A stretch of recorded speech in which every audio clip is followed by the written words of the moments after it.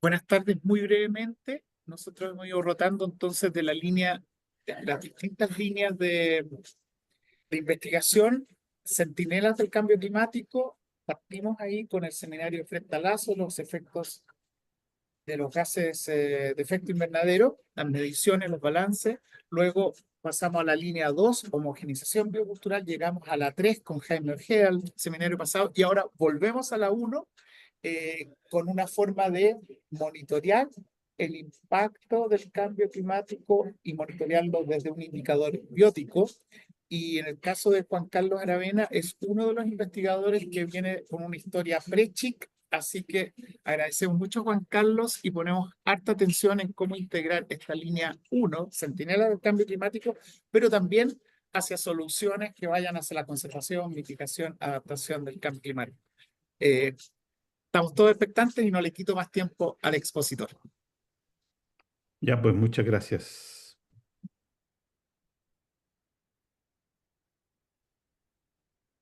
Voy a empezar por compartir la presentación que debieran estar viendo, ¿no? Ya. Sí, muy bien. Entonces, como decía Paula, dado que ustedes hicieron la revisión de las publicaciones, les pido que saquen una hoja, por favor, vamos a hacer un control. Ah, mentira. Les voy a estar hablando de algunos de los temas que salen de las publicaciones que ustedes revisaron, pero en realidad va a desbordar un poquito eso. Preparando la presentación, me di cuenta que hay varias derivadas de este tema y como dice Ricardo, idealmente eso nos va a posibilitar hacer conexiones transversales, ¿no? Vamos a estar hablando entonces de ecosistemas forestales. Hice una lista ahí de personas que están vinculadas a algunos materiales que yo voy a estar presentando ahora. Ustedes pueden ver el equipo permanente con Catalina y Cristian Bringas, pero también están los aportes que ha hecho Pamela Soto-Roguel, Ricardo Villalba, nuestro colaborador internacional, por supuesto, y esto solo pensando en anillos de árboles, ¿ah? Por supuesto, hay otros colaboradores, está Rodrigo Villa, Claudia Mancilla, pero me voy a centrar más bien en los bosques, en los arbolitos. Nuestro investigador asociado Duncan, eh, y les voy a hablar también de que hemos estado retomando conexiones que Ricardo se acordará de Álvaro Gutiérrez, que ha trabajado acá, que está vinculado también con lo que estamos haciendo y queremos seguir haciendo en este tema. Cristian Salas, otro colega de la Universidad de Chile, que está justamente trabajando en estos ecosistemas. Y Antonio Lara, que ha estado también involucrado y ha estado participando ahí como invitado especial a nuestros terrenos de los últimos años. Entonces, eso va a dar como el marco y también lo reduje a la isla Navarino, pero igual se me va a desbordar y les voy a mencionar cosas que están por fuera de la isla, pero nos vamos a concentrar en la isla Navarino. Y el objetivo general de esta línea, esta sublínea, digamos, dentro de los centinelas de cambio climático, es justamente trabajar con bosques, ¿no es cierto? Estamos trabajando con los bosques del extremo sur de esta columna vertebral, que es la cordillera de los Andes, que se tuerce hacia la cordillera de Darwin y termina en los archipiélagos del extremo sur. Y queremos ver entonces cómo estos ecosistemas responden, han estado respondiendo en el pasado y siguen respondiendo ahora a la variabilidad climática y en especial a este escenario de cambio climático, ¿no es cierto? Contemporáneo, y midiendo, por supuesto, variables de su crecimiento, ecofisiología también, que nos interesa explorar por ese lado, y ecología. La ecología de bosque es una cosa que hemos estado trabajando hace harto tiempo. Idealmente el próximo año en la conferencia vamos a poder armar alguna... Estaba pensando en eso, Ricardo, justo armar un simposio que tenga que ver con estas perspectivas. La podríamos Lo podríamos hacer incluso como un homenaje a nuestro colega Juan Armesto. y que nos inspiró a muchos de los que seguimos trabajando en estos temas. Los objetivos específicos es reconstruir la variación climática. Nosotros como los anillos de árboles nos sirven como proxies de la variabilidad ambiental en general del pasado. Por lo tanto, vamos a estar en ese tema. eh, de manera de ver que nuestras especies, que son objeto de estudio, cómo lo están haciendo respecto a los cambios eh, ambientales de los últimos siglos, ¿no? En nuestro caso. Y Laura me parece que está con el micrófono. No sé si se puede. Ahí se bloqueó. Bienvenida, Laura. Y eso. Y hemos estado básicamente en esto, viendo la respuesta dendroclimática de los notofagos, dos especies en particular de notofagos, el coigüe de Magallanes y la lenga, betuloides y pumilio, respectivamente, y el ciprés de las Huaytecas. El ciprés de las Huaytecas es uno de nuestras estrellas, la conífera más austral del mundo y que la tenemos ahí muy presente en nuestros ambientes. Eh, hemos estado haciendo monitoreo de crecimiento de los árboles, crecimiento radial, en alta resolución utilizando dendrómetros. Esto, les voy a contar, era uno de nuestros objetivos, nuestros anhelos, poder hacer este muestreo. A poco andar, el primer año nos dimos cuenta que era súper caro. Cada aparatito es muy, muy caro. Estábamos pensando, bueno, vamos a buscar fondos por todos lados y a ver si podemos poner un par para ver cómo funciona. Y nos cayó del cielo, les voy a contar después más detalles, un proyecto, una asociación con otro colega que está en Europa y hemos podido instalar decenas de estos dendrómetros. Entonces, ahí les cuento cómo va eso. Y deberíamos estar avanzando hacia comparar nuestros resultados con otros proxies de los colegas que están colaborando con nosotros también. Y por supuesto, hacer el cruce transversal con otras líneas. Pero vayamos al escenario de donde hemos estado trabajando.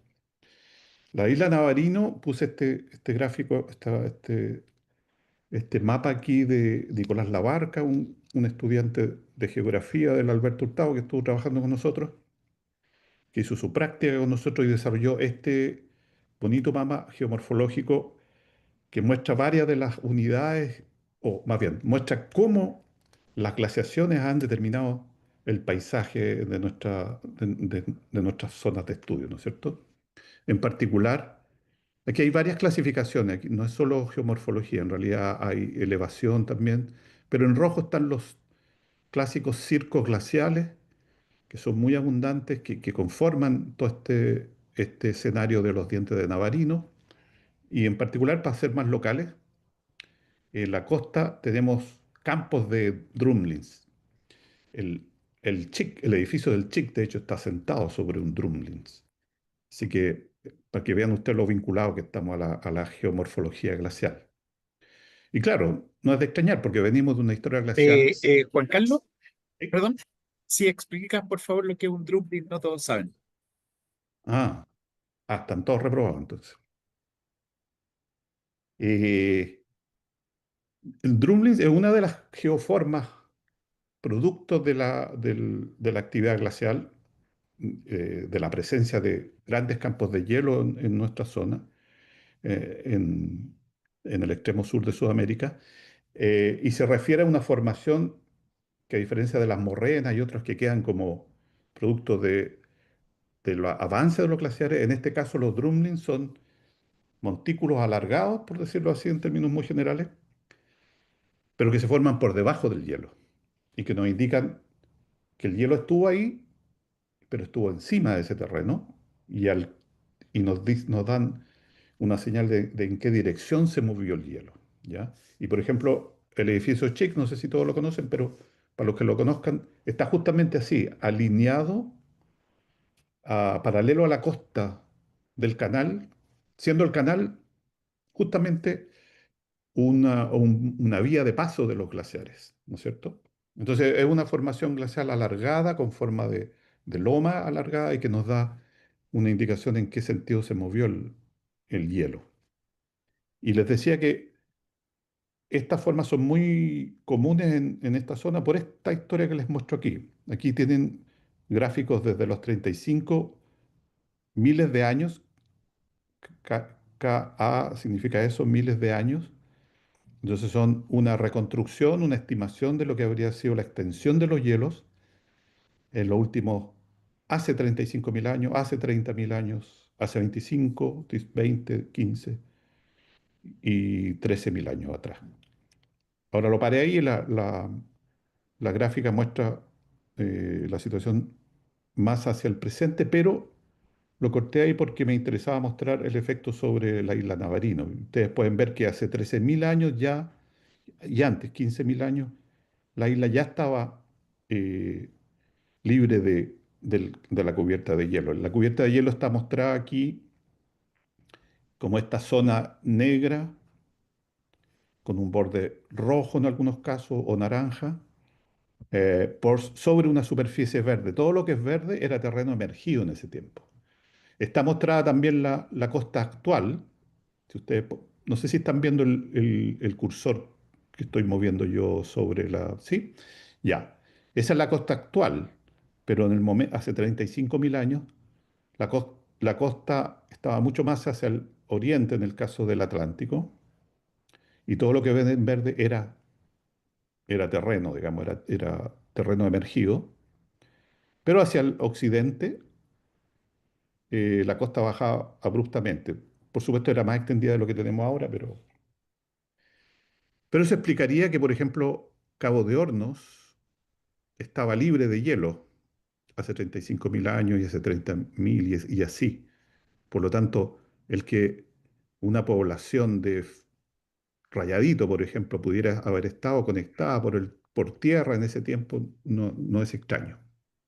Después, claro, cuando se separó, aquí está Cabo de Hornos abajo, quedó separado y eso explica que tengamos una población de rayaditos ahí aislada ¿cierto? Pero en fin, todos estos esquemas es para mostrarles cómo lo extendido que estuvo el hielo en su momento llegaba hasta el Atlántico, al actual Atlántico, quiero decir, en ese momento era terreno, y cómo se fue retirando a una situación hace 13.000 años ya más parecida a la actual, con Navarino desocupada. ¿Hay alguna pregunta respecto a esto? Sí, siéntanse libres de indicarla. Quizá yo no vaya a ver quién esté levantando la mano, pero Paula me puede ayudar con eso. Si no, sigo avanzando. ¿Ok? Entonces este esquema es para decirles, miren, hay una historia glacial impresionante en la región, eh, y muchas de las cosas, las geoformas, el paisaje en el que estamos ahora trabajando, tiene que ver con ese factor muy, muy determinante. Y bueno, eso se expresa en lo que vemos aquí, un esquema de Francisco Aguirre, nuestro primer egresado del doctorado de nuestra universidad, en que él describió los tipos vegetacionales que tenemos ahora. El desarrollo de estos tipos tiene que ver con la juventud también de estos ecosistemas. Fíjense cómo recién, en términos geológicos, que nada, digamos, hace 15.000 años atrás se liberó del hielo que lo cubría. Por lo tanto, no es de extrañar que nuestros ecosistemas sean jóvenes y sean menos diversos de lo que encontramos más al norte, ¿no es cierto? Pero aquí hay una buena descripción. eh, y podemos ver la presencia de el bosque de Lenga que ocupa la costa norte de Navarino y el bosque siempre verde que llega hasta Cabo de Hornos, ¿no es cierto? En ese esquema, bueno, y entre medio están los bosques de coníferas de ciprés de las Huaytecas que vamos a estar hablando de ellos también. En este escenario, y bueno, lo que muestra Francisco acá también es la distribución de las estaciones meteorológicas que se han reforzado y se han desarrollado durante el trabajo del Centro CHIC, ¿no es cierto?, con estaciones incluso en el archipiélago Diego Ramírez. Entonces, una cobertura que ha mejorado mucho, que nos va a ayudar a entender un poquito la variabilidad de esta zona en términos climatológicos. Y,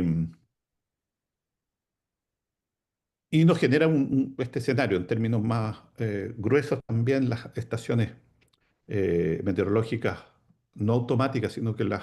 Ah, no, perdón, hay mezclas automáticas con no automáticas, pero nos muestran un escenario climatológico también enmarcado. Hay un pequeño gradiente de norte a sur.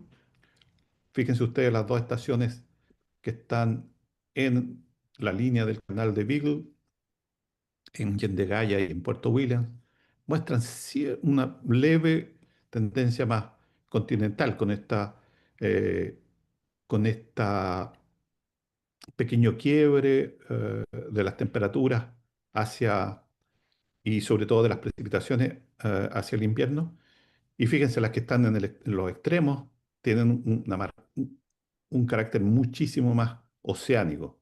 Ustedes pueden ver que Ujú. en eso todos los casos comparten que son más o menos homogéneos en términos de precipitación, pero en el caso de las estaciones más oceánicas son mucho más parejas en términos de su temperatura, ¿no es cierto? No tienen una disminución tan marcada durante el verano. En términos relativos, por supuesto, si lo comparamos con la zona mediterránea, vamos a tener un esquema muchísimo más distinto.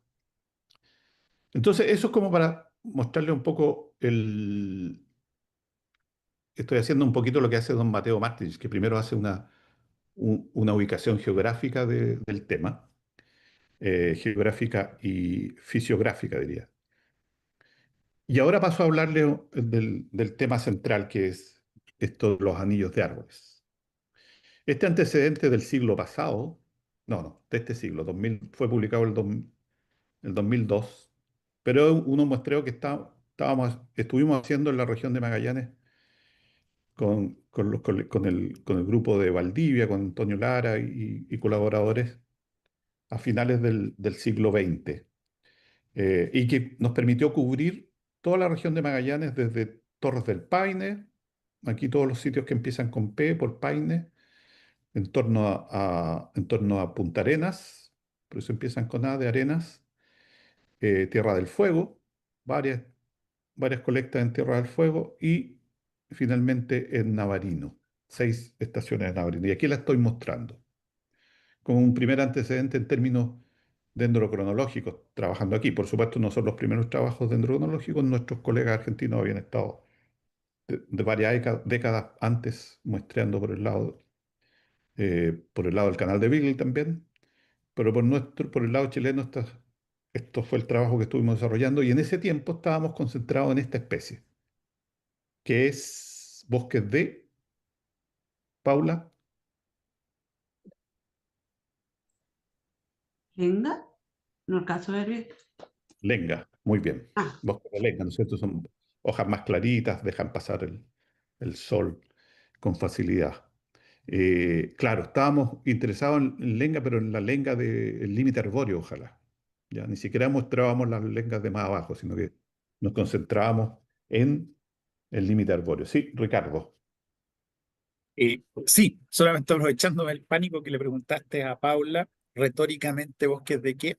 Si pudieras explicar, dado que hay gente de filosofía y de otras áreas del chic, Ah, ya. eh, ¿cuál es la ventaja de tener lenga y cuál es el contraste que han encontrado con coihue, que es un siempre verde respecto a la nitidez en la dendrocronología? Sí, una breve explicación concisa. Ya, fantástico. Sí, eh, la lenga tiene la ventaja, o tuvo la ventaja para nosotros, es en que es uno, no, yo diría, el ejemplo de Notophagus, que tiene una distribución longitudinal más larga. Parte en el límite arbóreo, parte desde la, la latitud de Talca, por ejemplo, y Talca es una referencia para todo. Por eso digo, el subantártico llega hasta Talca. Talca y hasta acá, hasta Navarino, ¿ya? Eh, y en la mayoría de los casos constituye el límite arbóreo. Ahora, ¿por qué es importante el límite arbóreo? Bueno, porque las especies en general, pero los árboles en particular, mientras más estresados están, mientras más al límite están, en este caso el límite arbóreo, la altitud mayor que pueden alcanzar con forma de árboles, digamos, o incluso como árboles achaparrados, eh, hace que sean muy sensibles a las variables ambientales. Entonces son muy buenos eh, registradores de las variaciones ambientales, en este caso temperatura, ¿ya? En la mayor parte de su rango de distribución. Al extremo norte pueden llegar a ser también sensibles a la precipitación, pero en casi todo el rango son muy sensibles a las variaciones, pequeñas variaciones de temperatura influyen mucho en su crecimiento. Entonces, ese era el objetivo central de nuestro muestreo y entonces muestreamos la especie desde Talca hasta Navarino. Y en la región de Magallanes nos concentramos en estos 4 sitios y entonces generamos una red de cronología y eso nos permitió reconstruir temperatura. Entonces ese fue como el... Ahora respecto al coigüe, vamos a hablar de él más adelante, eh, pero generalmente no constituye límite arbóreo, por eso en ese momento no nos interesamos en muestrearlo, pero después nos dimos cuenta que tenía sensibilidades muy altas también, como les voy a mostrar más adelante, ¿ya? Pero en particular la lenga nos interesó por ese tema ah, al principio, digamos. Habíamos estado trabajando con el Alerce antes, entusiasmados con el Alerce, pero después nos pasamos. Este fue un Fondesit eh, que tuvimos con Antonio y que nos concentró en la lenga, principalmente con súper buenos resultados. Y en eso hemos estado colectando arbolitos, aquí algunas fotografías para que vean el trabajo de campo. De hecho, aquí está Antonio Lara, Ricardo Villalba. Hace 2 veranos atrás estuvimos ahí en Navarino recolectando muestras eh, de esa zona y hemos estado trabajando en paralelo y en colaboración también con el grupo de Valdivia, de nuestro investigador asociado que es Duncan Christie, aquí tomándose un mate, y varios de sus ayudantes de Valdivia. eh, que han estado también muestreando o remuestreando algunos sitios que nosotros habíamos muestreado antes, básicamente en Tierra del Fuego. Aquí hay aquí estoy indicando, digamos, sitios a los que accedieron este verano Duncan y su equipo, eh, aprovechando hasta donde llega el camino de penetración hacia el sur por Tierra del Fuego, del que estábamos hablando con Paula hace un ratito. Esta es la última serranía que está cruzando y da acceso de nuevo a bosques bien arriba, lo que permite sacar también de nuevo muestras bien sensibles y aquí les muestro un ejemplo de unos maravillosos glaciares que están ahí que van a quedar muy a la mano. El camino va a pasar por aquí, uno se va a poder bajar y caminar por esta morrena sin problemas. De hecho, ahora está lleno de caminitos de guanacos. Pero en fin, en esto hemos estado sacando, concentrado en esto, los anillos de árbol, anillos de crecimiento, anillo radial de crecimiento. Vamos a mostrar ejemplos de eso. Aquí están mis colegas Catalina y Cristian en el laboratorio, ya analizando las muestras, algún resultado de colecta de muestras de rodelas de árboles muertos. En el caso de árboles muertos, nosotros tenemos la posibilidad de sacar un registro completo del crecimiento en todas sus direcciones. Es material muy valioso, pero está restringido a material muerto, ¿no es cierto? En el caso de árboles vivos, usamos taladros de incremento y sacamos radios de crecimiento que nos dan también información a, respecto al crecimiento de los árboles y nos permiten estudiar esta variable temporal que, a la que nos dedicamos. Aquí en el lado inferior derecho tenemos una fotografía de una de las muestras. Esta es una muestra ya pulida, en donde se pueden distinguir los anillos muy claramente, ¿no es cierto? Y para que vean una ampliación de eso, aquí está la muestra. Y fíjense, nosotros generalmente usamos la notación de poner dos puntitos cuando hay un 50 años. Y esta muestra en particular parte justamente el año 1650. Ya está fechada. Entonces tenemos un registro eh, de los últimos 350 años en esta muestra nomás. Y estamos llegando a muestras más antiguas, de 600 años en algunos casos, dependiendo de la especie. Y aquí están los famosos anillos de árbol, los pueden distinguir, ¿no es cierto? Cada uno de estos segmentos limitados por estas líneas más oscuras es un anillo. Y entre el 50 y el 60 ahí, ustedes pueden distinguir 10 añitos y así sucesivamente. Siempre hago la broma que para dedicarse a la dendrocrinología uno tiene que saber contar hasta 10. Ese es todo el requisito que tiene. Y pues generar todas las cronologías y todo lo que sigue. Bueno, entonces esto es nuestro material de estudio. Ahora, desde el inicio, el tipo de variable que usamos es el más sencillo, es medir digitalmente, por supuesto, el ancho de anillo. O sea, las muestras nos dan información respecto a qué tan antiguo es el material, o sea, los años que vivió, pero eso es una estadística, nos interesa más una variable. Necesitamos variables que fluctúen en el tiempo. De ahí viene el nombre de dendrocronología, estudiar los árboles desde el punto de vista de series temporales, ¿no es cierto?, de información. Y, y eso es lo que hacemos aquí. Entonces, una primera variable, la más simple de estudiar, es medir cada ancho de estos anillos. ¿Ok? Y tener entonces una variable que fluctúa en el tiempo y que va a ser dependiente de las condiciones ambientales en que se desarrolló. Y entonces esa variable, aquí tenemos un par de ejemplos del trabajo de Pamela Soto-Rogel en su doctorado, en donde ella en 2022 publicó sus resultados, en donde muestra en verde ancho de anillos, esto significa esta variable, y la correlacionó, por ejemplo, con, de nuevo, temperatura mínima, lo mismo que nosotros habíamos eh, reconstruido el 2002.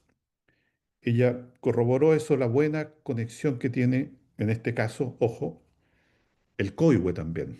Aquí estamos hablando de notofagus betuloides y encontró una muy buena correlación estadística entre cómo varía en verde el ancho de los anillos de coihue en el tiempo en que hay registros instrumentales de manera de hacer estas calibraciones y una base de datos de temperatura mínima.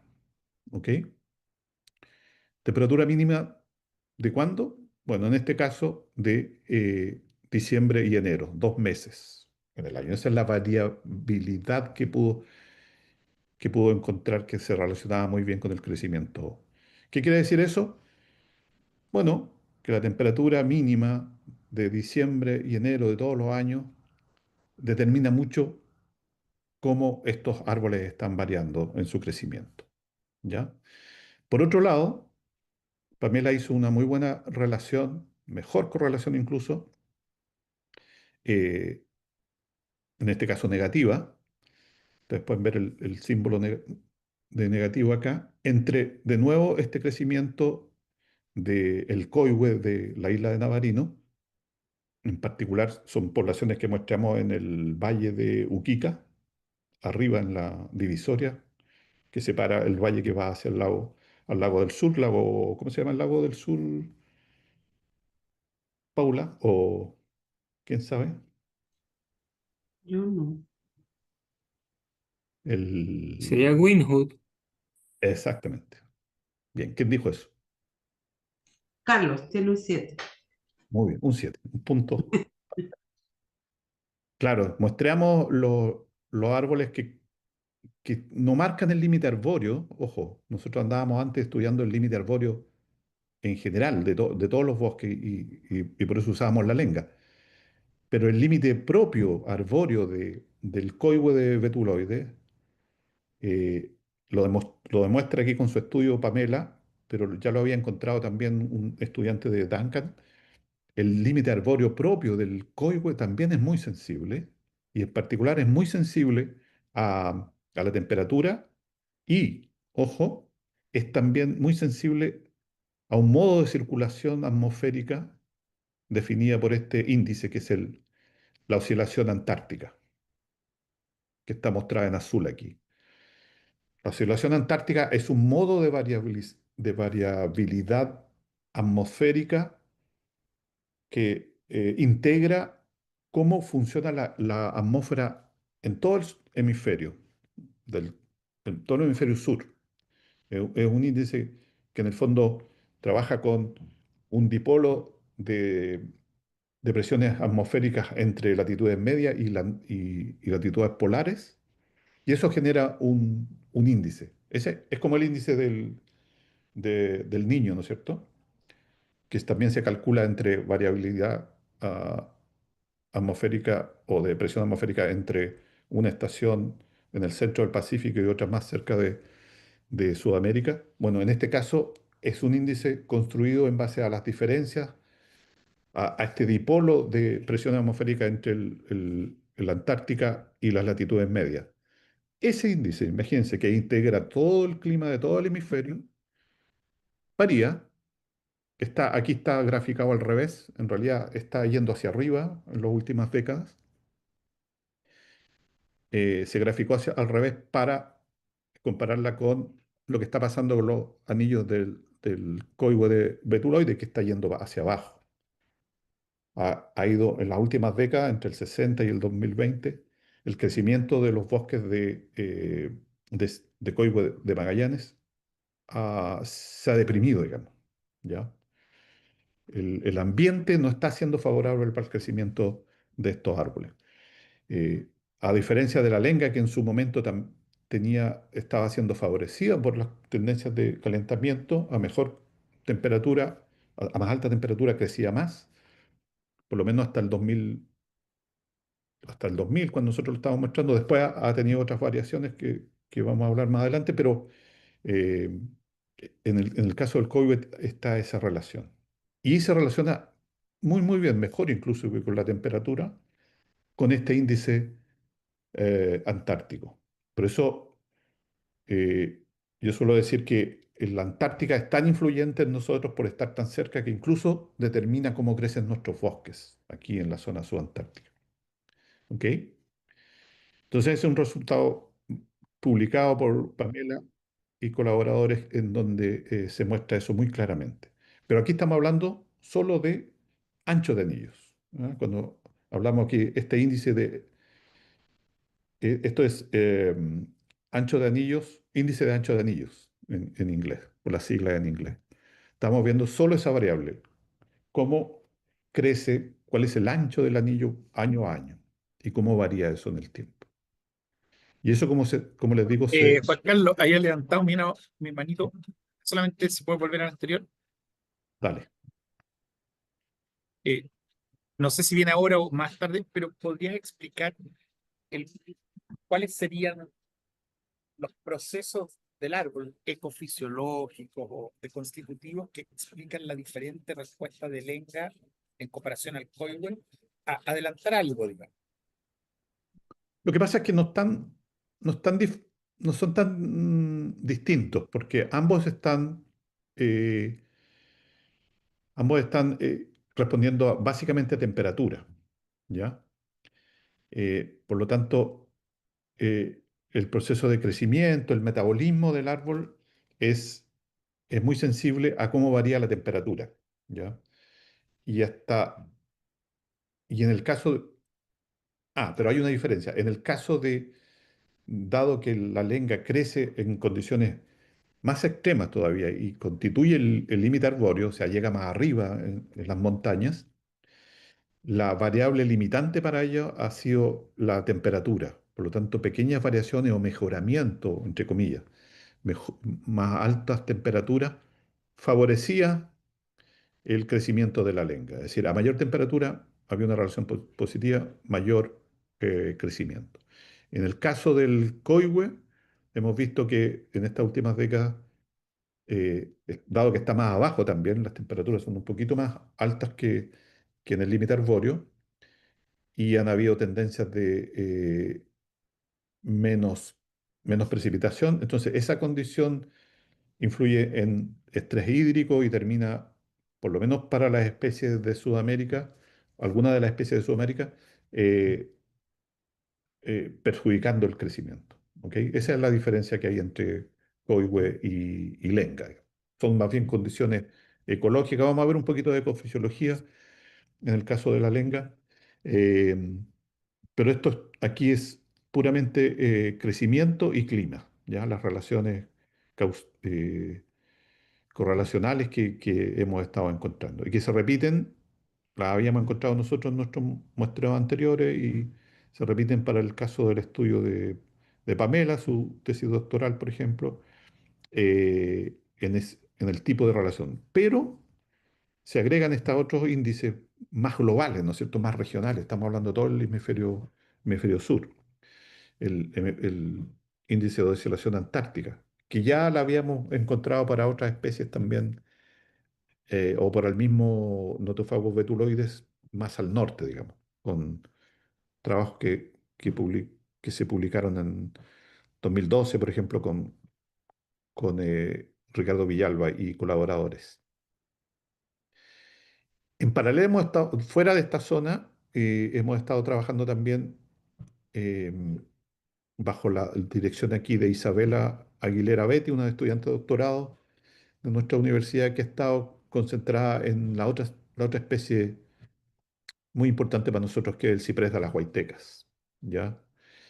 Y aquí yo les muestro, bueno, un ejemplar, una conífera muy característica de estos bosques subantárticos.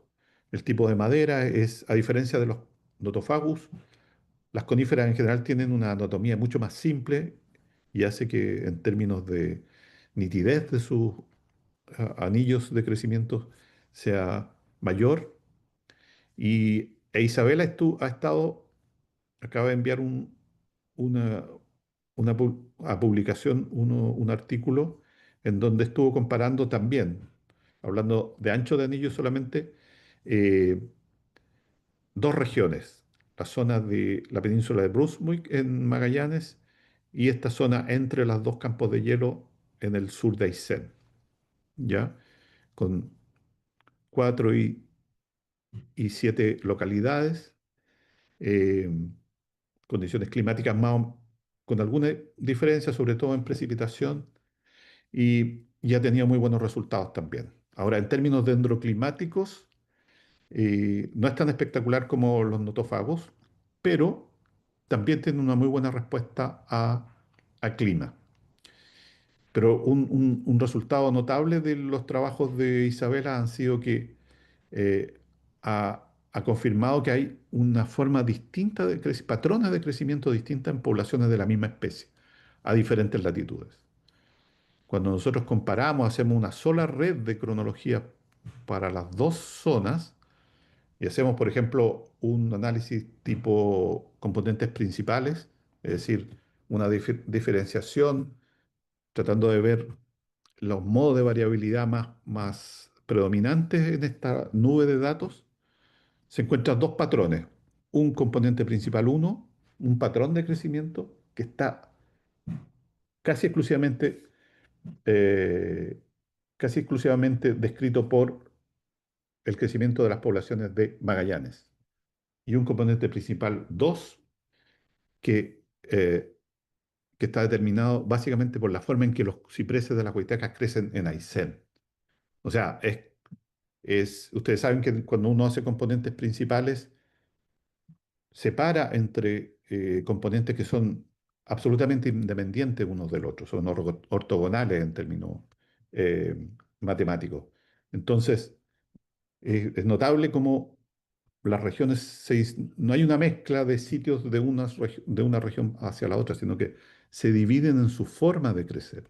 Y eso lo más probable es que tenga que ver con clima.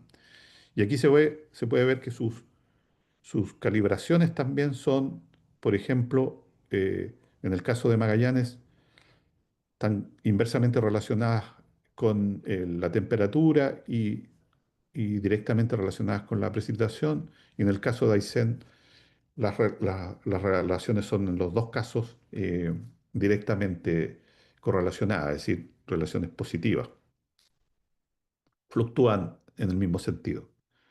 Entonces, este es un paper recién enviado a publicación que forma parte del trabajo de doctorado de Isabela. Entonces, de nuevo, trabajando solamente con anchos de anillos. Preguntas respecto a eso, que me voy a pasar voy a hacer una derivada de estos estudios. ¿Hay alguna pregunta respecto a esto? Juan Carlos, ¿qué tal? ¿Cómo estás? Hola, Pero una consulta sobre todo con el tema anterior entre la lenga y el coigüe, ¿no? ¿ya? Hablamos también quizás de la diferencia que tienen estos dos árboles con respecto a su caducidad, la caducidad de la lenga durante el invierno.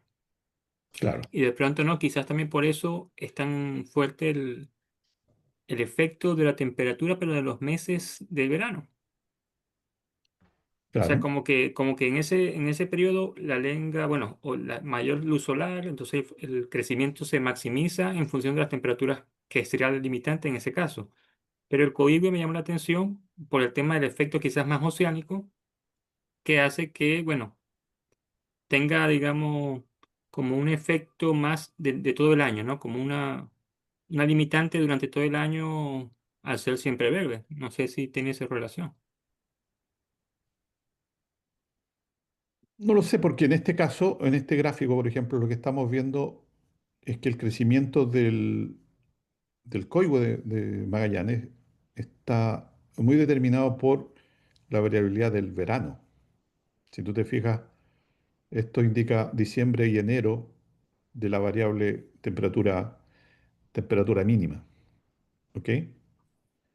Entonces, ¿qué quiere decir esto? Con temperaturas mínimas más altas, eh, va a haber una relación, entonces, va a haber un efecto sobre el crecimiento de estos árboles. ¿Ya?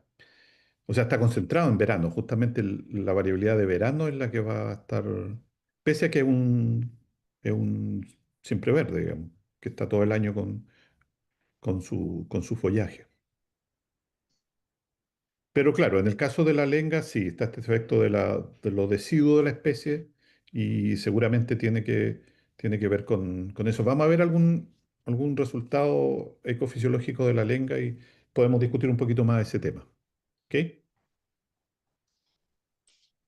Pero en fin, yo les estaba hablando de la variabilidad del crecimiento de los notofagos, del pilquerodendro, medido como ancho de anillos, ¿ya? Y sus correlaciones con clima y con el clima medido en variables, las clásicas variables de precipitación de temperatura, todas las combinaciones posibles. Por supuesto, nosotros examinamos distintos meses, hacemos todas las baterías posibles para poder ver qué es lo que está determinando, por lo menos en términos correlacionales, eh, el crecimiento y apelando a una variable que es el ancho de anillo.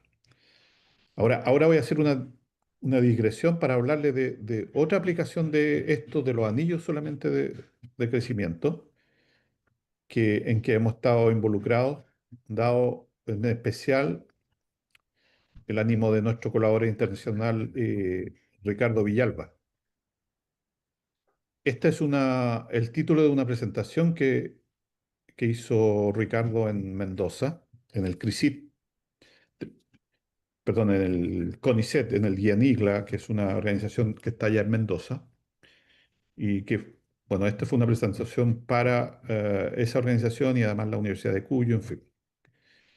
Y tiene este sugerente título, Cuando la luna cayó al mar. Y esta frase tiene que ver con ah, un patrimonio, un conocimiento ancestral que provendría de las poblaciones yámanas, yaganes de la zona del canal Beagle, que en su tradición oral tienen esta descripción. Hablan de que en un tiempo que ha sido traspasado oralmente, por supuesto, pero un tiempo de conocimiento de esas poblaciones, la luna en algún momento habría caído al mar, ¿ya? Y ese efecto esa historia habría estado provocada porque al caer la luna al mar, hubo un rebalsamiento del agua del mar hacia la Tierra. O sea, lo que nosotros describiríamos como un tsunami. Y un tsunami, como lo supimos hace poquito, aunque no pasó nada, está relacionado con, ¿no es cierto?, tectónica, o sea, con tectonismo, con terremotos. Entonces, esta derivada tiene que ver con que Ricardo en particular ha aprovechado también los muestreos que hemos estado haciendo en esta zona para indagar en eso, cómo los árboles son capaces también de detectar eh, terremotos del pasado, de los últimos cientos de años, lo que cubre el crecimiento de los árboles que estamos estudiando. Y esto porque, aparte de esta tradición oral de las poblaciones yaganes que hablan de esto, hay estudios geológicos que también nos hablan de que en los últimos 500 años, por descripciones geológicas, digamos, habría habido en los últimos 500 años, los geólogos no pueden precisar cuándo, un cataclismo más o menos importante, ¿ya? Para la zona. Uno en particular dentro de los últimos 500 años. Eso estudiado en fallas, en el estudio de las fallas geológicas en la zona de Tierra del Fuego, por ejemplo.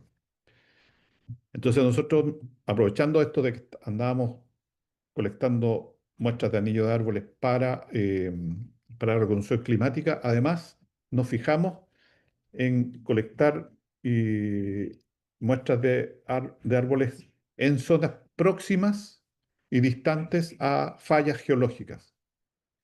Y encontramos esto, que según Ricardo está muy correlacionado con la fecha, año calendario en que habría ocurrido ese cataclismo, 1769. Fíjense aquí, estas son muestras tomadas de colecciones grupos argentinos en la isla de los Estados y alrededor del canal Beagle y hacia el lago Fañano también, que indican un evento que habría incidido fuertemente en el crecimiento de los árboles, provocando uno o más de un anillo muy, muy suprimido, ¿ya? Y que no puede ser explicado por otras variables, no puede ser explicado por clima, y está muy conectado con dónde crece el árbol, en particular árboles que crecen cercanos a las fallas geológicas predominantes de la región. Si uno muestrea árboles que están más alejados, ya esa señal desaparece, digamos, ¿ya? Entonces aquí tenemos esta evidencia usando notófagos y la misma evidencia en los muestreos que nosotros hemos hecho de ciprés de la Huayteca, en la península de Brunswick, aparece el mismo año, con la misma supresión de crecimiento muy, muy marcado. ¿Ya? Estas son distintas poblaciones del ciprés de las Huaytecas, están marcadas por estos códigos PBA, PBB, PBC, y coinciden fuertemente en un año que algo pasó y nosotros queremos creer que está relacionado con esto de los terremotos.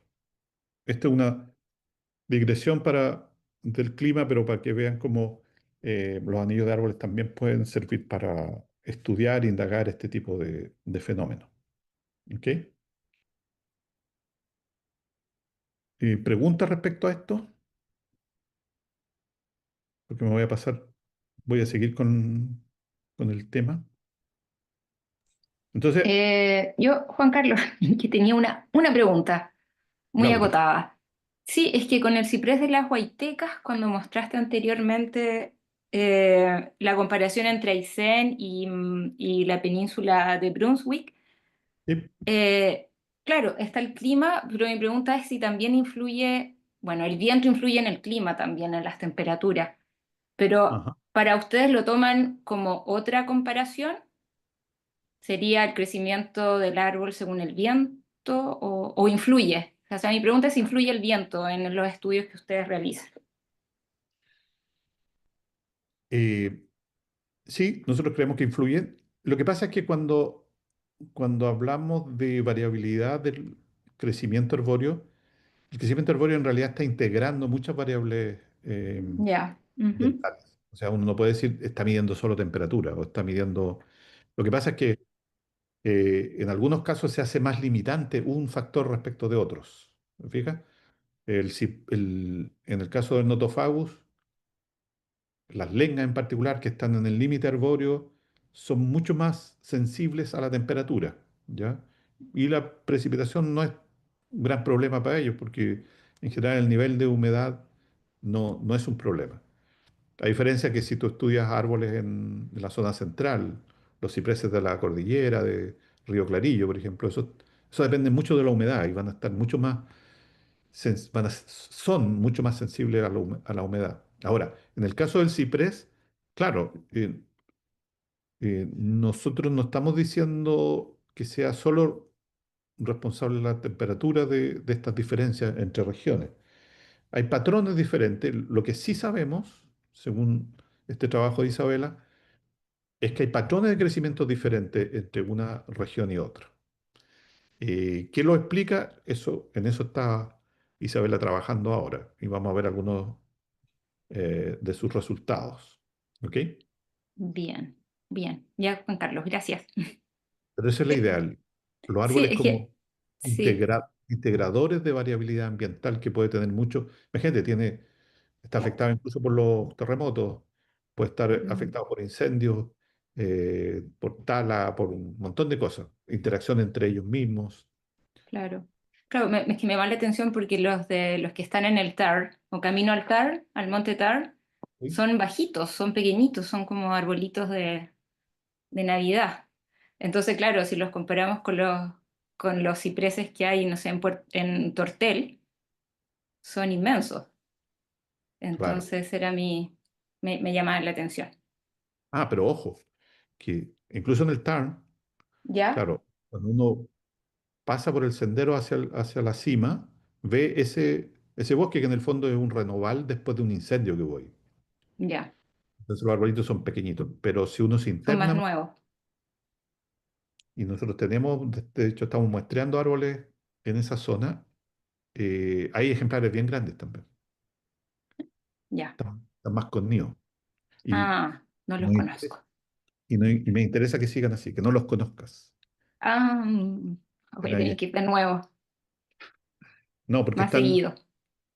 están más protegidos, son árboles, hay algunos bien grandes en realidad. Ah, mira, Y en general, en toda la península de Brunswick, las poblaciones nos hemos concentrado, de hecho, en árboles bien grandes, ¿ya?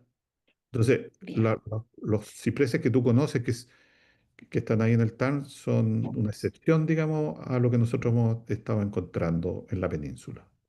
Y este verano en particular nos cambiamos de costa y estuvimos muestreando acá al frente, en las islas al oeste del canal del Estrecho de Magallanes, y encontramos también árboles bien grandes.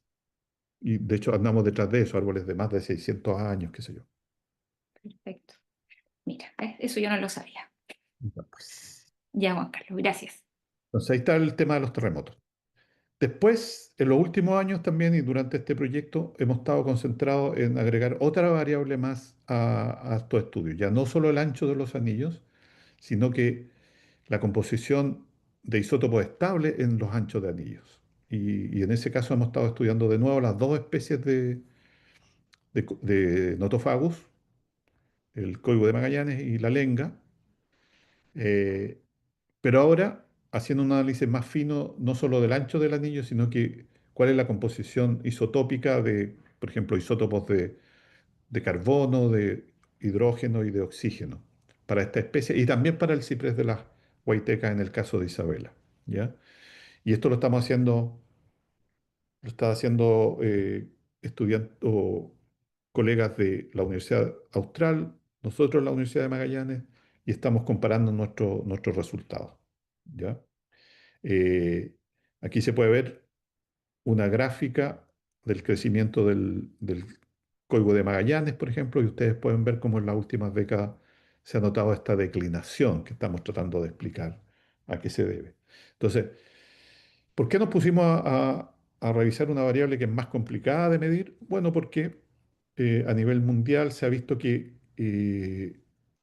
el incorporar esta variable en particular, los isótopos, la variabilidad en los isótopos estables de los anillos de crecimiento, suelen dar mejores resultados en términos de correlación con el clima, ¿ya? Entonces, ha sido el esfuerzo de los últimos años. Aquí estos códigos betuloides, por ejemplo, son justamente del valle del Róbalo. Aquí está el lago Róbalo. Y las poblaciones de ciprés, ustedes pueden ver, llegan más o menos hasta los 300, 350 metros de elevación.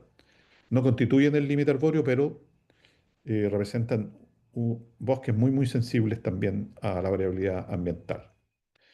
El procesamiento es mucho más complicado, no es solo medir el ancho, sino que hay que hacer una separación anillo por anillo o grupos de anillos, dependiendo de cómo lo esté haciendo uno, y hacer todo un tratamiento eh, de laboratorio para extraer la celulosa y después hacer determinaciones de isótopos estables, ¿no es cierto? Pero ha dado resultados y ha dado buenos resultados. También en el marco del doctorado de Pamela Soto Rogel, ella pudo hacer esto, lo que estamos mirando aquí ahora es una cronología de variaciones en estas razones de isótopos estables, en este caso de oxígeno, el delta oxígeno 18, que es una forma de medir esta variabilidad en la composición isotópica de los anillos. Y ustedes pueden ver que son bastante variables en el caso de Lenga, poblaciones cerca de Punta Arenas, y en el caso del código de betuloide para poblaciones en la isla Navarino, de nuevo en el valle de Uquica. Y ustedes pueden ver que es bastante variable. Aquí está, esto está medido para las últimas décadas, porque Pamela estuvo en su doctorado viendo si funcionaba el análisis, ¿no es cierto? Y con muy buenos resultados, como se ve acá. Y ahora, cuando fue a relacionar esta variabilidad, ya no el ancho solamente, sino que en la composición isotópica, ustedes pueden ver que varias otras variables ambientales resultaron también bien correlacionadas. Es decir, de nuevo, el crecimiento arbóreo está integrando información ambiental, de la variabilidad ambiental, incluyendo varias variables. Y aquí ustedes pueden ver eh, condiciones hidrológicas, ¿no es cierto?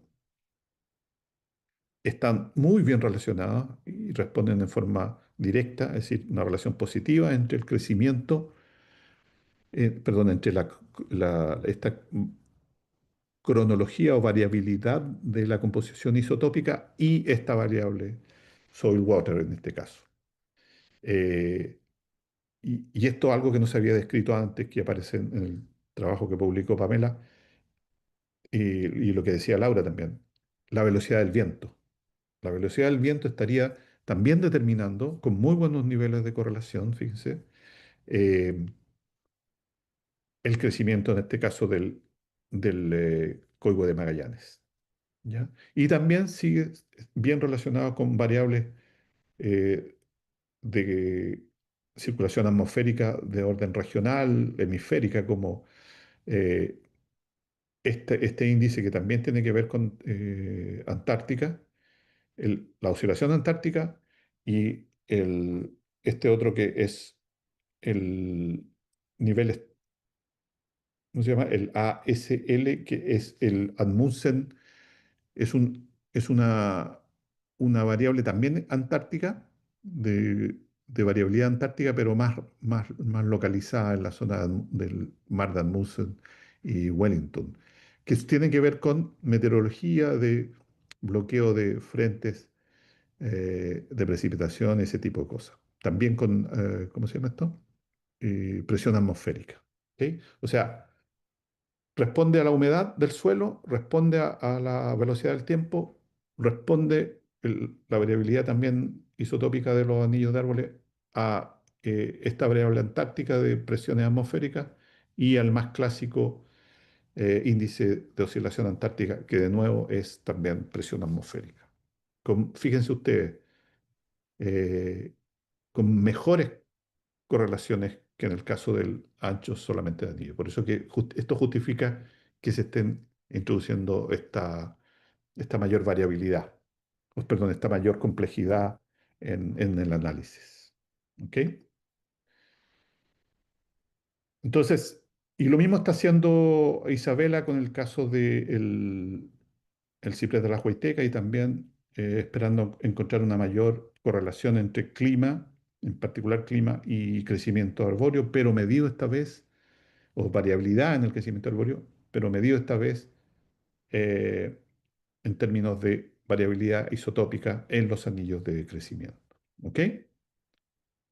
Entonces, en eso hemos estado trabajando en relación entre la variabilidad del crecimiento de los árboles en sus anillos y el clima. Pero han surgido otros temas asociados a esto.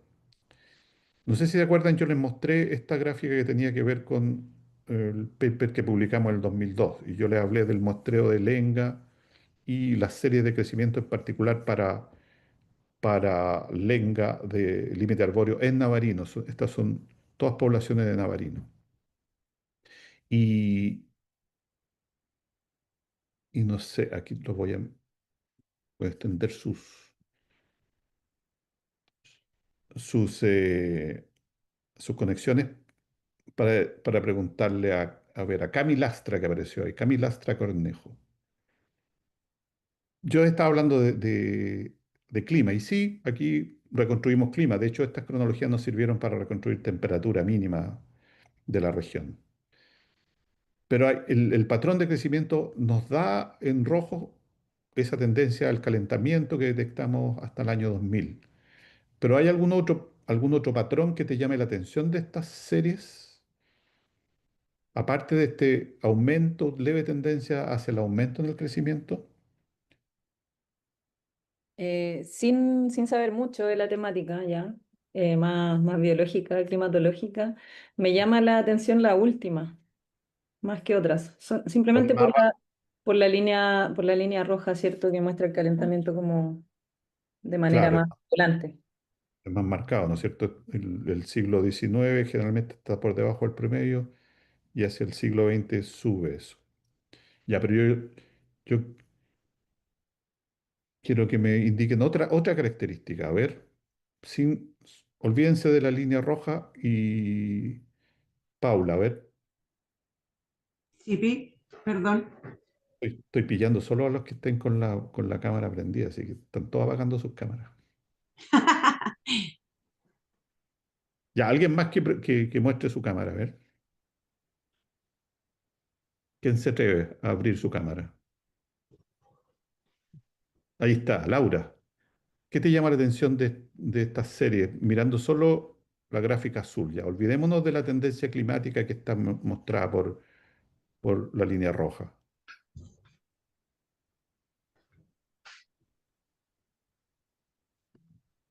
Carlos se atrevió también a abrir su. Yo pienso, o sea, la oscilación que existe como un patrón de oscilación regular, a pesar de que hay una tendencia, más o menos se mantiene el patrón de subidas y bajadas en cuanto a esas variables medidas. Exactamente. Eso es muy notable, sobre todo en algunas poblaciones, no en todas, pero fíjense esta que dice NAN, que es de Navarino, le pusimos aserradero, después nos descubrimos que no tiene otro nombre, pero en fin, en el Cerro Pirámide tenemos una población, claro, tiene esa tendencia en rojo a subir un poquito en el crecimiento, pero es notable cómo fluctúa para esos 200 últimos años, periódicamente tiene una depresión, una elevación, una depresión en el crecimiento. Eso es muy notable y Ricardo Villalba nos sopló. Oye, fíjense en eso porque acá en el lado argentino pasa lo mismo, encontramos el mismo patrón. Al otro lado del canal Beagle, los argentinos habían encontrado eso. Mira qué raro aquí. Y Antonio Lara, que es bueno para poner nombres, dijo, este es el efecto serrucho. Esta cuestión parece un serrucho. Va y viene y en particular tiene muy marcada y muy periódicamente años en que disminuye significativamente el crecimiento. Y este efecto serrucho, entonces, en este paper del 2002, de hecho lo analizamos, hicimos unas transformaciones para ver la frecuencia, ya no el tiempo, sino que la frecuencia en el crecimiento. Y suácate, nos apareció un ciclo muy marcado, muy constante, de 7 años. O sea, estas bajadas del crecimiento ocurren cada 7 años, súper fuerte. Y han pasado, por ejemplo, en esta población, en los últimos 200 años. Y esto no es un solo árbol, estos son varios árboles. O sea, a todos los árboles de un mismo lugar les pasa lo mismo los mismos años. Cada 7 años, tup, tup, tup, disminuye esto. Así que dijimos, wow, ¿qué puede explicar eso? En el paper del 2002, como que tiramos una idea que la hemos persistido sobre ella, echándole la culpa a un insecto taladrador que sabemos que afecta a las poblaciones de lenga, dejándolos casi sin hoja en algunos años. Como que explota la población de insectos que son como unas, ¿cómo se llaman estas? Como unas polillas. El efecto polilla también le pusimos. Y que haría que los árboles se queden sin hojas cuando justo en el periodo en que tienen que estar creciendo. Y entonces eso explicaría esta disminución tan marcada en algunos casos en el crecimiento. Los colegas argentinos al frente, o sea, nos miramos de costa a costa en el Beagle, dicen, no, esto tiene que ver con que los árboles, las lengas en particular, porque esto pasa particularmente en las lengas y no en los coihues, es porque los árboles tienen la costumbre de dedicar mucha energía cada cierto tiempo a producir semillas. Entonces estos años de depresión en el crecimiento estarían explicados por grandes producciones de semillas, en que toda la energía se va en producir semillas y el árbol crece menos. Ahora, hay datos para uno y otro caso, pero todavía no hemos dilucidado eso, le hemos seguido la pista a este tema y estamos viendo qué pasa. Fíjense que me salí del tema del clima y los anillos, este es un resultado no esperado. Ricardo, Eh, si fuera la producción de semillas, ¿no es cierto? Que es la alocación de recursos o a crecimiento vegetativo o a aportes para la reproducción. Este tipo de efectos serruchos, usando el neologismo de Antonio Lara, se da también en otros notofagos o en otras especies, porque todos producen semillas. ¿Lo han visto en otros tipos de árboles? lo que pasa es que ni siquiera para la lenga tienen muchos datos. Los argentinos hacían referencia a unos estudios que hizo Harald Smith en su tiempo y que tenía un par de años de producción, datos nomás, un par de años de producción de semillas en lenga, en que coincidió que había un ciclo de 7 años, pero no tiene una serie larga en que se muestre esta periodicidad. Nosotros estamos tratando bueno, nos pusimos a investigar esto y tratando de detectar esto y viendo la variabilidad espacial de este efecto, ¿ya? Sabemos que hay efectos de este tipo conectados con poblaciones de insectos en otros lados. En Europa, por ejemplo, hay un Larix que se ha demostrado ese efecto de poblaciones de insectos con el crecimiento de los árboles. Por eso que nosotros empezamos a indagar en esto. Y si nuestros colegas de Navarino saben que hay un efecto de defoliadores, insectos defoliadores, larvas de insectos defoliadores que que pueden explicar esto, pero no lo hemos demostrado todavía. Lo que sí hemos estado haciendo, y en eso he estado trabajando harto, estos análisis son de Duncan, y fíjense lo que pasa con las poblaciones, solo las poblaciones de lenga. En rojo está marcado, bueno, en amarillo y en rojo está marcado la distribución de la lenga a través de los Andes, hasta Talca más o menos, como les decía yo. Eh, varios sitios de estudios de estos estudios que hemos estado haciendo y entonces Duncan se puso a analizar qué tan fuerte era la señal serrucho, digamos. Y claro, es súper fuerte en Navarino, es un poquito y fuerte también en algunas poblaciones de Tierra del Fuego, pero empieza a desaparecer. En Magallanes hay algo, pero hacia el norte desaparece, no existe, cero. efecto serrucho. ¿Ya? Misterio. ¿Por qué acá es tan fuerte y allá desaparece? Pero es algo que nos muestra, digamos, la evidencia que hemos recopilado. Y Eh, empezó, bueno, no, ¿sí? no, me callo. Ahí ya vienes a la pregunta. Claro, y empezó a pasar lo siguiente. Dijimos, bueno, estemos atentos cuando viene pillemos con las manos en la masa al insecto esto para el próximo ciclo, en 7 años más debiera aparecer, pero empezó a pasar esto. Eh, Esto es como un análisis espectral de esta ciclicidad de los 7 años, ¿ya? Y la amplitud muestra que mientras más alta la amplitud es más fuerte esa señal de periodicidad en la serie temporal eh, que nosotros estamos relacionando con los insectos.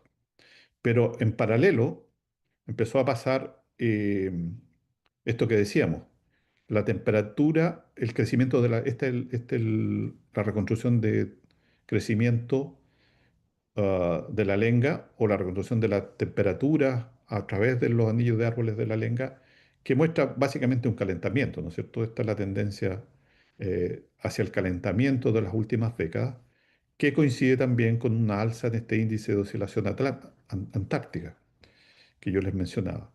Y esta subida coincide con una disminución en la señal de la ciclicidad, es decir, la ciclicidad de los 7 años se está perdiendo a la par que está pasando esto con el ambiente también. Entonces, justo cuando nosotros nos queríamos poner a investigar esta señal, ¡pum!, empieza a desaparecer. ¿Ok? Y, y le hemos estado siguiendo la pista también a diferentes niveles altitudinales y en una misma zona en donde sí está presente la ciclicidad, por ejemplo en Navarino,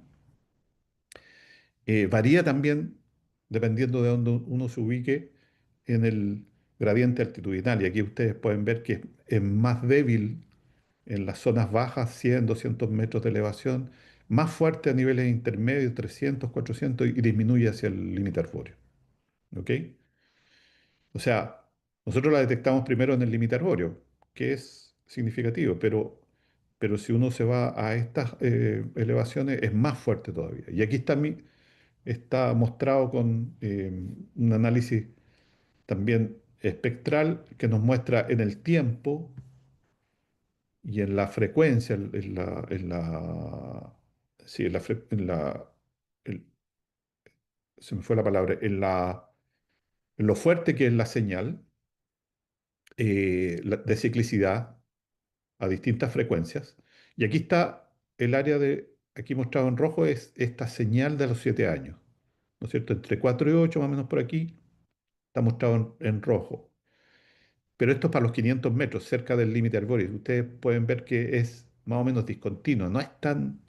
Es fuerte, pero por periodos, como que desaparece en el tiempo. Como, es como es una señal multidecadal que aparece y desaparece. En cambio, a los 400 metros, que es donde es más fuerte, fíjense lo continuo que es esa señal. Al- a la frecuencia de 7 años, la, la varianza es muy fuerte, es muy alta, digamos. ¿Ya? Es muy significativa, esa es la palabra que se me estaba yendo. Es muy significativa. A los 300 todavía tiene, y después más abajo empieza a desaparecer y ya se distorsiona, ¿no es cierto? Entonces hay una cuestión espacial, incluso dentro de las zonas en que este fenómeno está presente. ¿Ok? Juan Carlos, perdón, disculpa que te interrumpa, no es una pregunta, pero es que para avisarte que nos quedan 10 minutitos. Achuta, tengo para 2 horas. Ah, Me imagino. No, no, pero está súper interesante. Em, pero no sé, igual como abrir quizás la... Bueno, tú todo el rato estás hablando, pidiendo si alguien tiene preguntas o comentarios, pero eso, nos queda poquito. ya. Bueno, para ir cerrando, entonces está esa señal, que es la señal de los 7 años, pero lamentablemente, como pueden ver, hacia el presente está desapareciendo, justo cuando nos queríamos nosotros dedicar a estudiarla. Bueno, otras cosas que hemos estado haciendo es trabajar también con parcelas permanentes. ¿Y cuál es la ventaja en ecología forestal? Instalar una parcela en donde uno deja muestreado, censado, incluso un rodal, te permite estudiarlo en el tiempo, en una perspectiva de largo tiempo.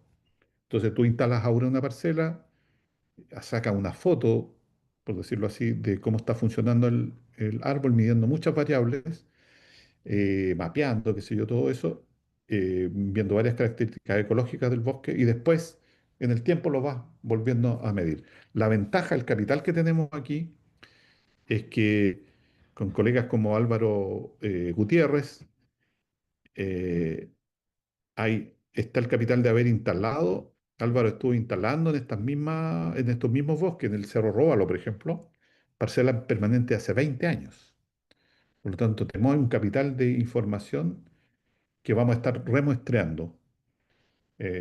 Retomamos contacto con Álvaro para invitarlo también a participar en esto, cosa de tener los datos de hace 20 años y poder actualizarlo y ver qué ha pasado con el bosque en estos 20 años. Sabemos lo que ha pasado con sus anillos de crecimiento, pero podríamos tener información de qué ha variado con su ecología, digamos, que cuánto ha sido la mortalidad, por ejemplo, cuánto ha sido la regeneración, qué está pasando con el límite arbóreo, todas esas cosas. Afortunadamente tenemos información, no es que pongamos una estación, también estamos instalando, también hay otro colega que está instalando parcelas permanentes ahora y las va a empezar a estudiar de aquí para adelante. Pero nosotros tenemos la oportunidad de parcelas que ya fueron instaladas hace harto tiempo atrás y que las podemos empezar a remuestrear y a conseguir información súper valiosa. ¿Ya? Bueno, ustedes van a tener acceso a esta presentación. Les hablaba de la ecofisiología también. Duncan estuvo trabajando en el Cerro Róbalo haciendo mediciones en el gradiente altitudinal y encontró básicamente que, no vamos a ir al detalle, pero encontró básicamente que había cierta, en términos de eficiencia fotosintética, había cierta, a ver si se me viene la palabra, había cierta compensación en el gradiente altitudinal de las poblaciones de lenga. Es decir, a mayor altitud, mayores condiciones limitantes, ¿no es cierto? Pero a través de un mecanismo del metabolismo, de la fotosíntesis, la especie es capaz de compensar y crecer y tener eficiencias fotosintéticas más o menos semejantes que lo independizan un poco de la variación o del gradiente altitudinal eh, para el efecto contrario que implica este gradiente altitudinal, ¿ya?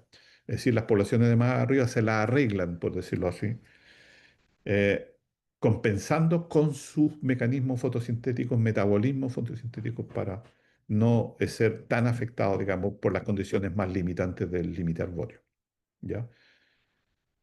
Entonces, hay ahí una aproximación que queremos seguir indagando. Esto se hizo en una sola de estas laderas. Nosotros ahora hemos estado mostrando, no les dije eso, pero hemos incorporado el Cerro Carancho y el Cerro Pirámide en nuestros muestreos. O sea, estos muestreos de los que yo les estuve hablando han estado, los estamos implementando sus comparaciones eh, entre estas laderas contiguas.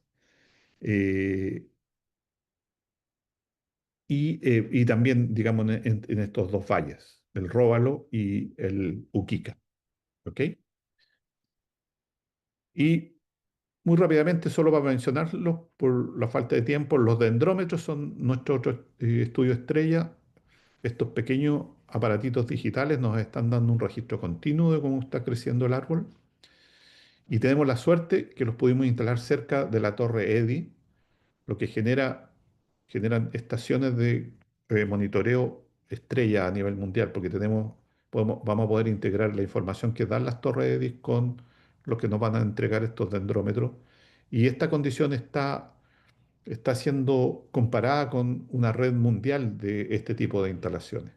Y hay pocos lugares en donde se da esta coincidencia afortunada de tener torres EDI y además dendrómetros. Así que eso nos pone, digamos, en una red mundial de estaciones con las que nos vamos a estar comparando.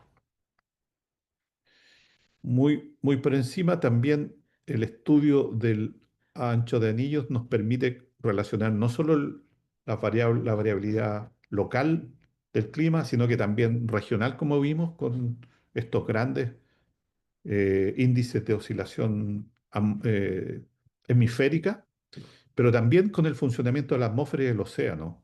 Conectado con unos proyectos que dirige Ricardo de Paul, nosotros estamos viendo cómo se da esta dinámica de traspaso de emisiones de CO2, por ejemplo, desde el océano hacia la atmósfera o viceversa. ¿Por qué? Porque se sabe que los anillos de árboles, de nuevo, son muy buenos registradores de las variaciones en las composiciones de carbono 14 en los anillos de árboles, perdón, en la atmósfera, que quedan registrados en los anillos de árboles. Fíjense, aquí hay un gráfico que a mí me parece espectacular, que, que lo ha reproducido también Ricardo de Paul para distintas formaciones forestales a lo largo del país, pero en este caso es solo para mostrar la gráfica. Este es un trabajo para una especie del Amazonas. ¿Y qué pasa? Eh, hay, hay un balance, hay deltas de producción de carbono 14 atmosféricos que son detectables en los anillos de árbol. Uno los puede medir en los anillos de árbol. Y son tan detectables, que, por ejemplo, han sido capaces de reproducir la señal, la variación de este delta carbono 14 en la atmósfera, provocada por esto que vemos acá, detonaciones nucleares. En esta época, en la década de los años 50, después de la Segunda Guerra Mundial, los países se pusieron a hacer pruebas de detonaciones nucleares muy fuertemente. Fue como una época en que les dio por hacer explosiones atómicas para probar este desarrollo nuclear de arma atómica, básicamente. Pero eso impactó a la atmósfera de esta manera. Fue como una descarga, una variación muy marcada que después, una vez que las detonaciones se suspendieron, volvió lentamente a los niveles previos.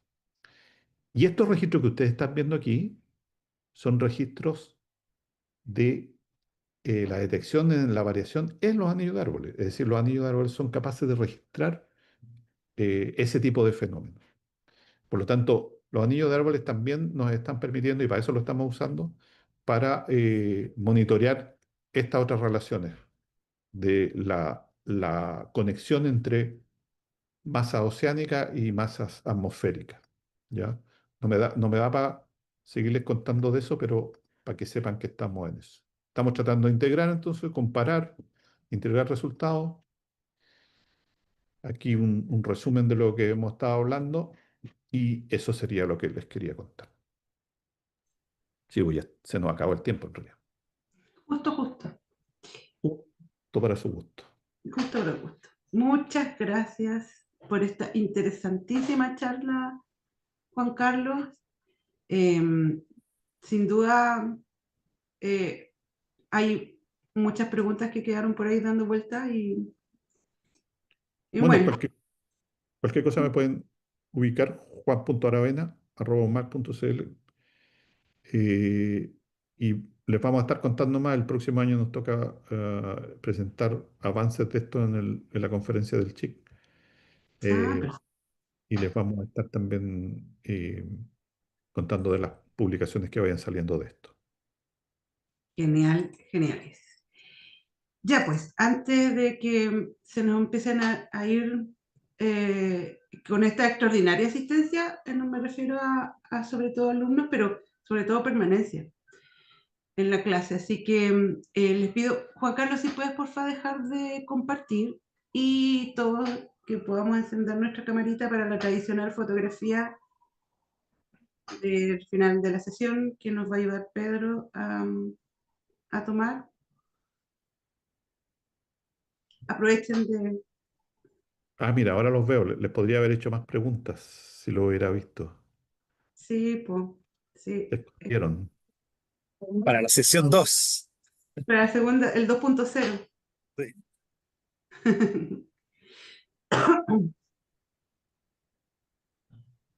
Ya, aquí queda clarito. ¿Quiénes aprovecharon de ir al baño mientras tanto, algo así? Máximo, Rodrigo, Melissa, están por ahí. Natalia. Ahí estamos con la foto. Muchas gracias. ¿Están las dos fotos? Ya, pues, pucha, no alcancé ni a sonreír. Sí, Muchas estamos. gracias a todas y todos. Nos vemos el próximo viernes con la charla de El que